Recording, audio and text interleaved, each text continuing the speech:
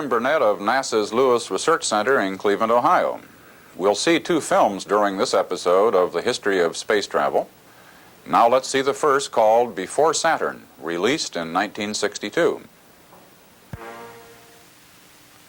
Saturn is the first of a great line, first of a family of rockets which will open deep space to science and carry humans to other planets. Space is open to us now. This, the second half of the 20th century, is the moment in time when our maturing space technology can begin to support the imagination of the past. Yet what is past before Saturn is important.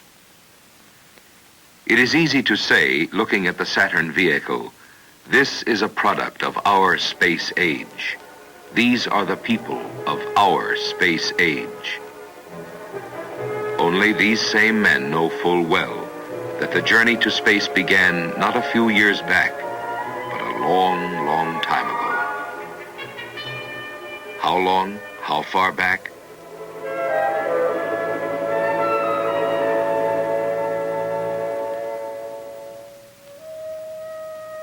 In ancient Greece, there was the poet Lucian.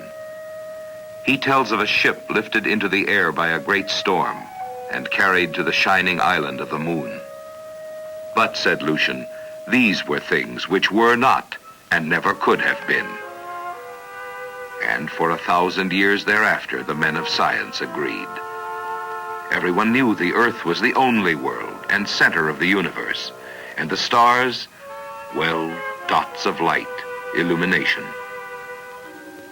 Until in the Middle Ages, the great astronomers and mathematicians, Copernicus, Galileo, and Kepler, they said, there are other worlds, and proved it. Kepler went further.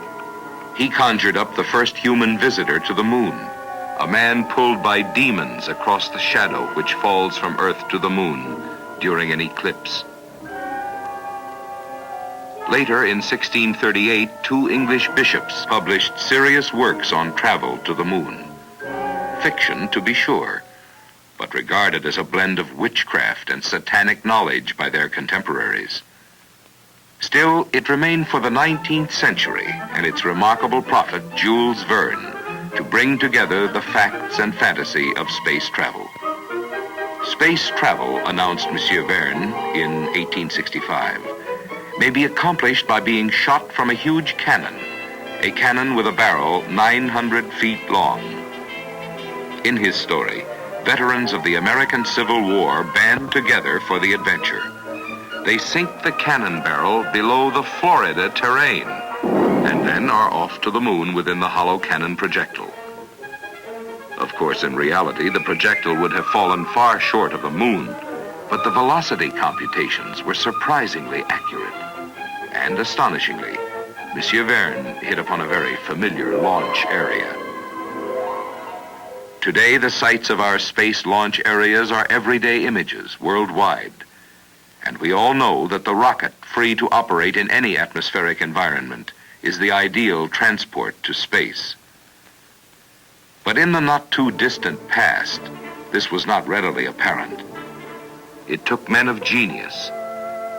In Russia, the effects of scarlet fever rendered Konstantin Tsiolkovsky totally deaf. Plunged early into a silent world of fantasy, his enormous talent quietly produced solid technical studies in a brand new field, astronautics. There were many visionaries, among them the remarkable Hermann Ganswind.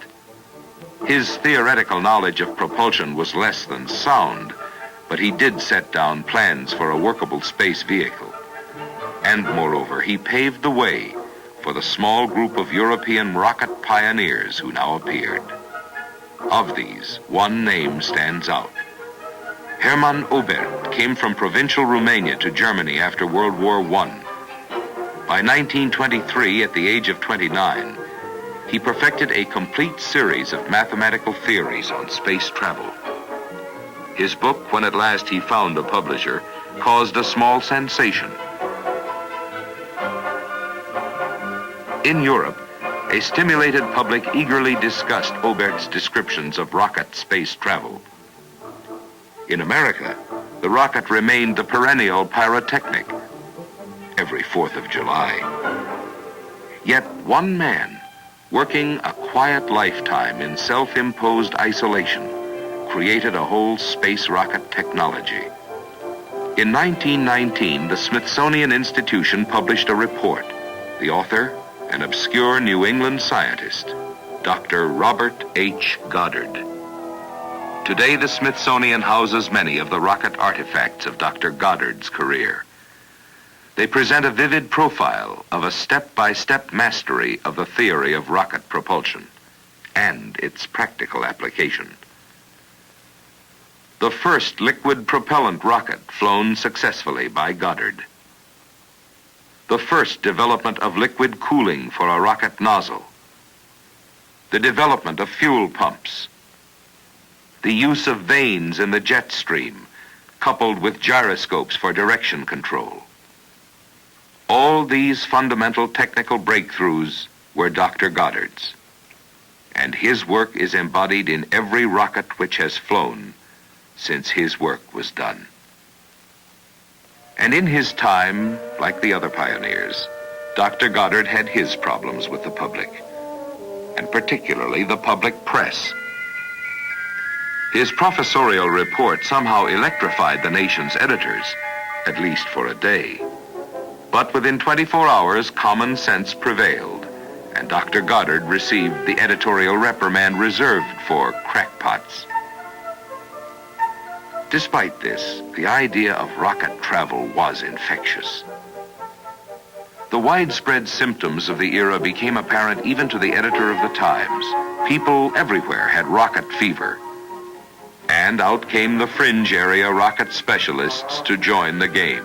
Any number could play. In Central Park, Prince Mikalikais demonstrates his invention. And there were rockets for boat propulsion. And in Europe, rocket race cars, rocket rail cars, rockets for ice boats, rockets for gliders.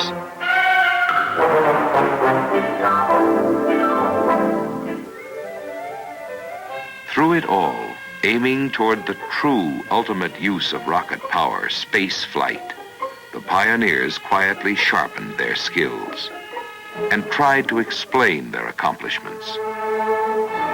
Today, accomplishments are explained to a vast space news-hungry public. We accept space. We understand something of the rocket's role and that of the rocket's passenger, man. But again, looking back in the dim recesses of history, who was the first man to try for a space flight? Ah, that's right. Who? Wan Hu.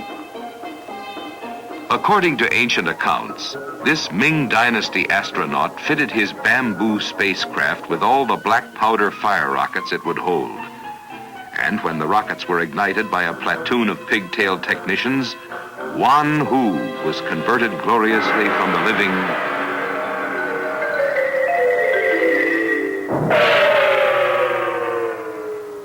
to legend. In the 1920s, one man might have eventually created a real moon vehicle.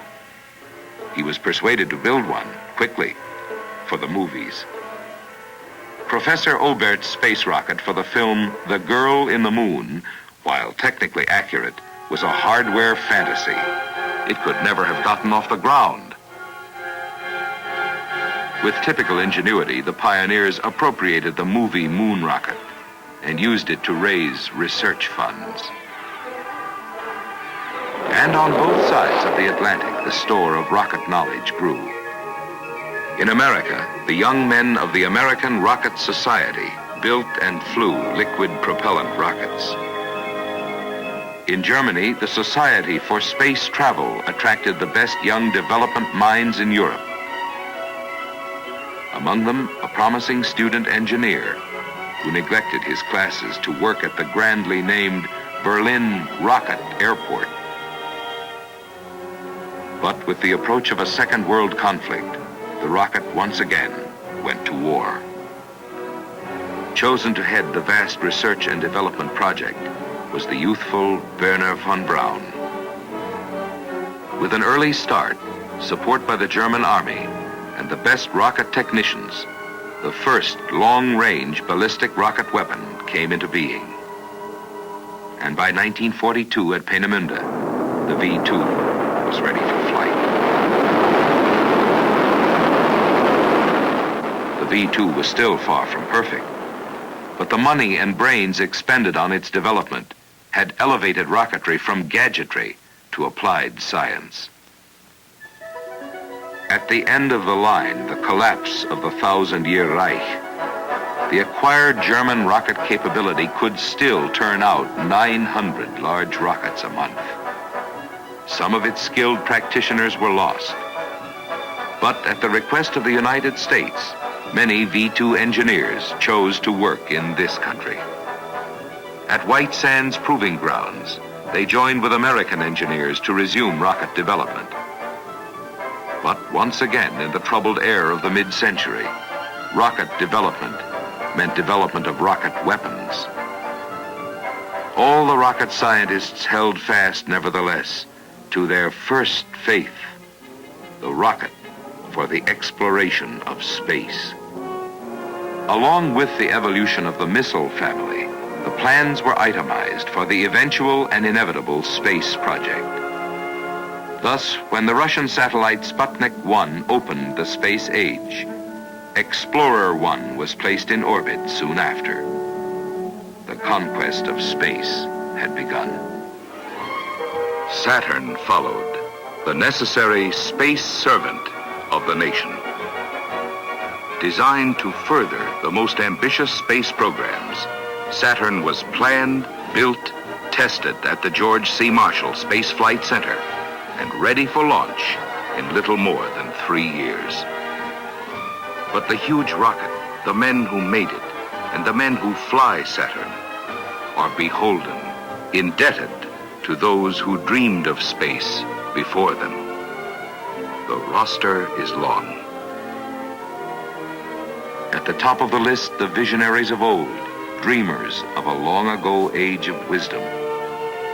Astronomers of the Middle Ages, the enthusiasts of the 19th century, the dedicated theoreticians of the 20th century. The development team which brought rocket techniques acquired in another land, another time, and for other objectives, to bear presently on the universal objectives of space exploration. For some of the pioneers, it is still possible to visit and to marvel at the giant their early efforts helped make possible. Some have become part of the team now working to create the Saturn family. But with Saturn and all men who work toward space, history begins anew each day. The fulfillment of the dreams of centuries is just ahead. The great events of history are now visible. Saturn, the space vehicle, now joins this history. Same history, new chapter.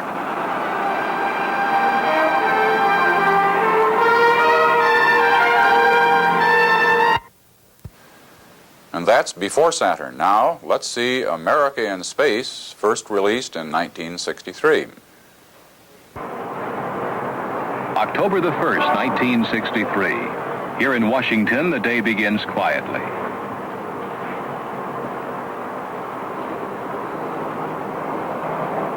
For some, it starts early in a federal agency that today marks its first 5 full years of accomplishment. This is NASA, the National Aeronautics and Space Administration. As the day begins at NASA headquarters in Washington, and dawn comes to the Capitol, the rising sun outlines the gantries at Cape Canaveral. NASA's Launch Operations Center begins a new day. At other NASA stations, far to the west, it is still night. Signals from satellites in space are being monitored for later study. NASA's 5th anniversary comes quietly. Yet these 5 years have been memorable, exciting.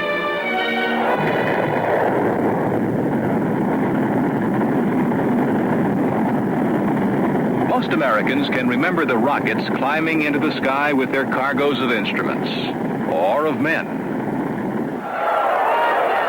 And a nation's pride in its new achievements in space, and the tribute offered to that new breed of man, the astronaut.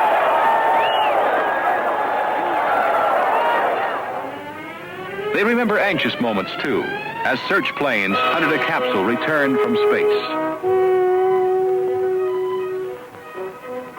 What America achieved in those first 5 years of the civilian space program was done openly. A nation dedicated to freedom of inquiry could not do otherwise. Bear with me, I will get you a number and deliver that tomorrow. These were the years Americans learned new words. Liftoff, SYNCOM, Tyros, fly-by-wire. If our successes were spectacular, so were the failures.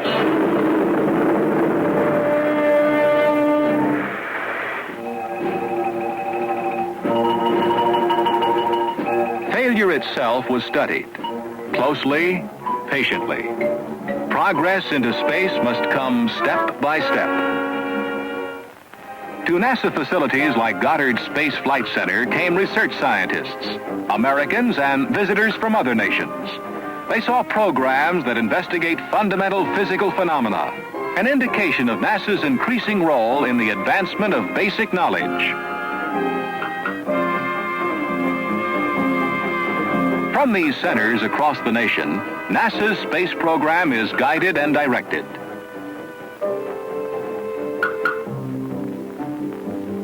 In 5 years, the world has been dotted with a network of tracking stations that monitor space probes, unmanned satellites, and our astronauts in orbit.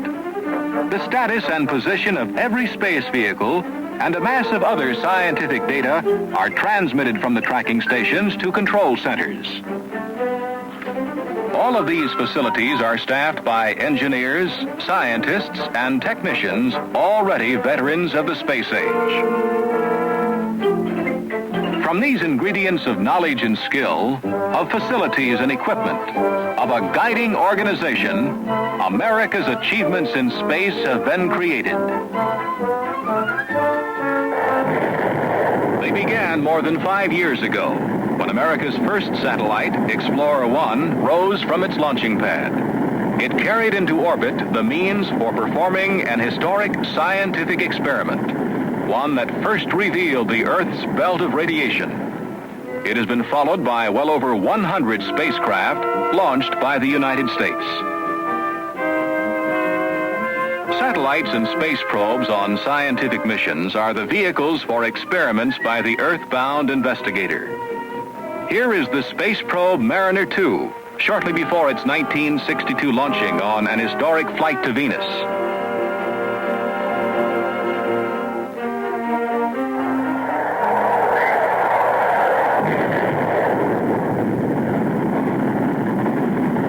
For 109 days, Mariner transmitted back to Earth continuous data on conditions in space. Then, at a distance of 36 million miles, it sent back important data on the planet Venus, a record-breaking achievement. One of the scientific satellites, the orbiting Solar Observatory, has provided precise information about the sun and the effect of its radiations on the upper atmosphere.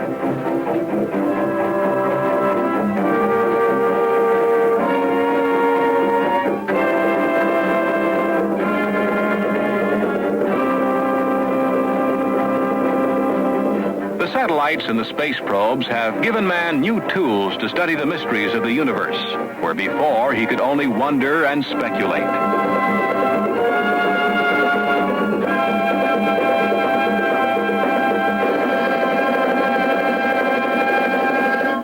Other satellites, some of them closer to Earth, are solving practical problems in the field of communications. The first to go up was Echo, a giant balloon. It provided a surface in space from which radio signals were reflected. Telstar privately financed and NASA launched, and Relay, NASA's own satellite, heralded a new era in global communication.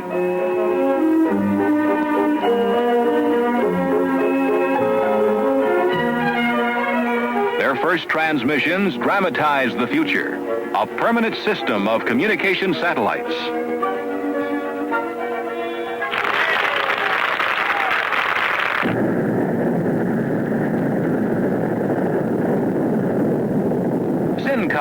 A satellite that maintains an almost fixed position over the Earth represents another approach.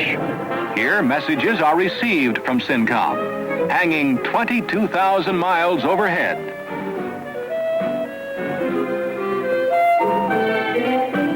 The weather satellite Tyros, mounting 2 cameras and a television tape system, returns photographs to Earth on command.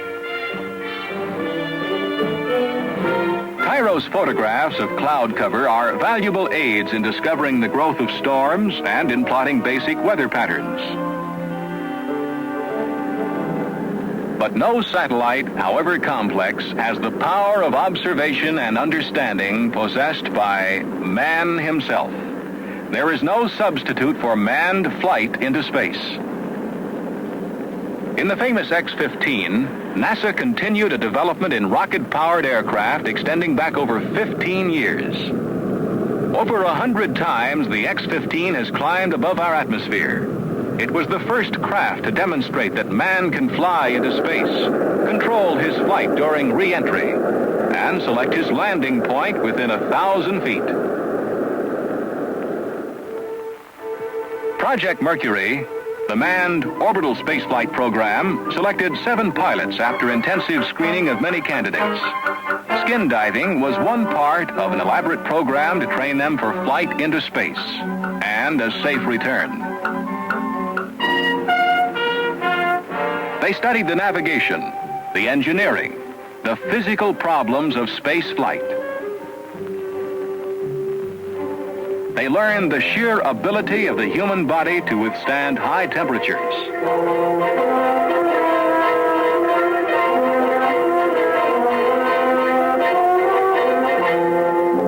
And experienced other punishing stresses of a journey out of this world.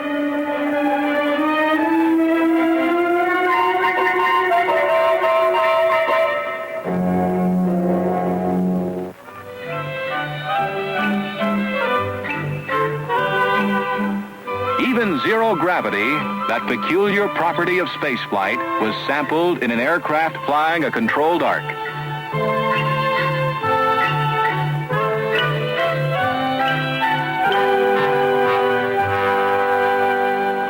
Finally, the long program of training, development, and testing was complete.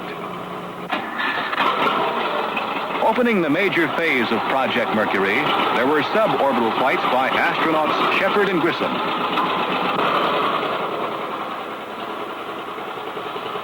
Then, in February 1962, John Glenn rode this Atlas rocket into space for a 3-orbit flight around the Earth.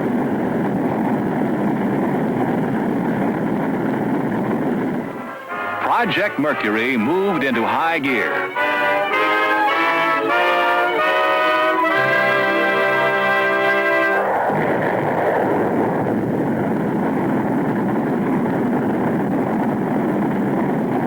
Within 3 months, another successful flight was completed by astronaut Scott Carpenter. Then a 6-orbit flight by astronaut Walter Schirra.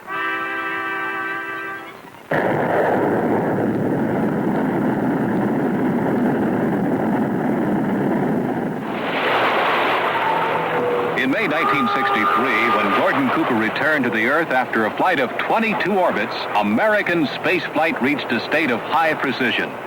Project Mercury was completed, but it was only a first step toward the goal that now lay ahead. A voyage to the moon and return by 1970. It would be an historic achievement with immense practical consequences. But the technical problems dwarf those solved in Project Mercury, demanding absolute precision in orbiting and new techniques for rendezvous, docking, and landing.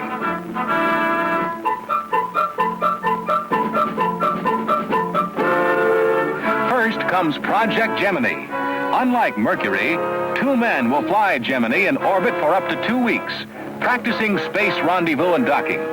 Gemini capsules are now being built and tested.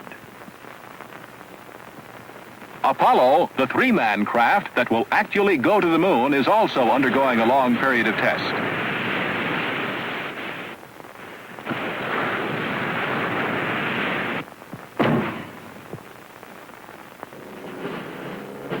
This is Saturn, first of the family of giant boosters that will lift man to the moon and beyond.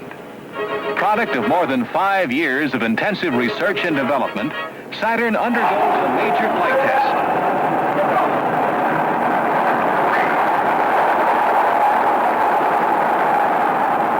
On this day, we moved at least 1 step closer to the moon. Visiting Cape Canaveral are the new astronauts, the men who will join the original 7 and ride the Gemini and Apollo spacecraft. They are the new pioneers of space, but their path has already been charted by those who have gone before. For these first 5 years have been a sustained effort, an effort that has broken through the first barriers to man's exploration of space. Because of this first giant step, the cosmos opens itself to man's investigation. What will he discover on these journeys?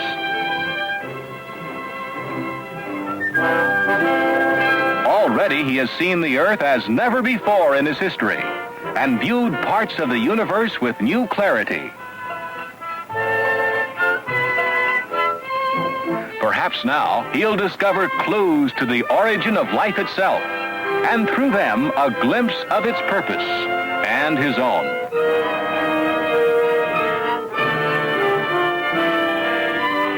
These 5 years have seen the first bold steps forward. Today, experienced, tested, capable, we look with confidence toward the future and our path to the stars.